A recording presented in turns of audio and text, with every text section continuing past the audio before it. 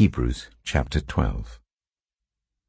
Therefore, since we are surrounded by such a great cloud of witnesses, let us throw off everything that hinders and the sin that so easily entangles, and let us run with perseverance the race marked out for us, fixing our eyes on Jesus, the pioneer and perfecter of faith.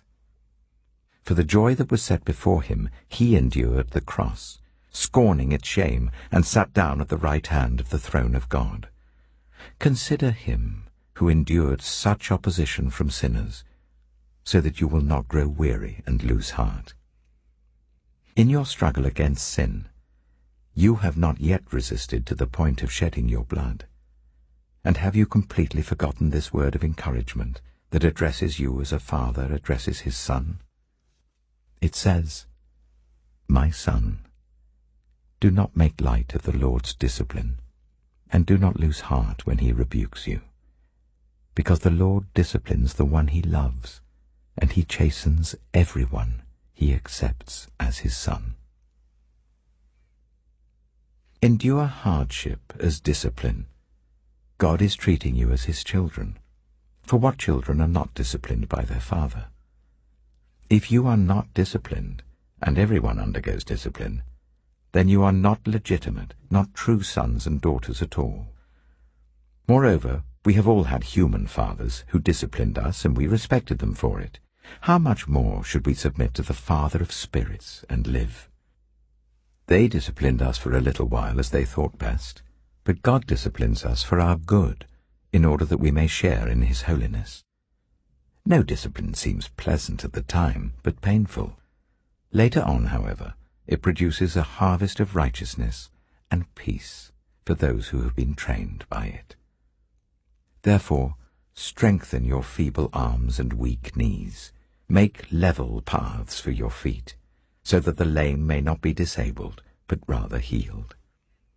Make every effort to live in peace with everyone and to be holy. Without holiness no one will see the Lord. See to it that no one falls short of the grace of God, and that no bitter root grows up to cause trouble and defile many. See that no one is sexually immoral, or is godless like Esau, who for a single meal sold his inheritance rights as the oldest son. Afterwards, as you know, when he wanted to inherit this blessing, he was rejected.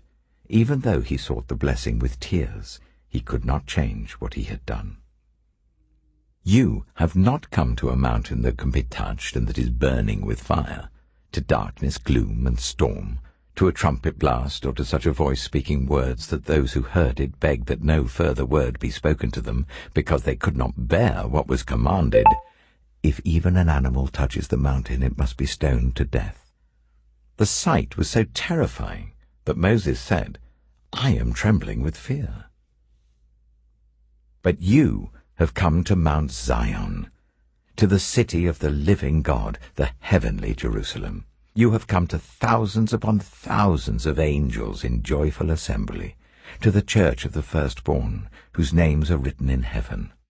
You have come to God, the judge of all, to the spirits of the righteous made perfect, to Jesus, the mediator of a new covenant, and to the sprinkled blood that speaks a better word than the blood of Abel. See to it that you do not refuse him who speaks. If they did not escape when they refused him, who warned them on earth, how much less will we, if we turn away from him who warns us from heaven? At that time his voice shook the earth, but now he has promised, "Once more I will shake not only the earth, but also the heavens."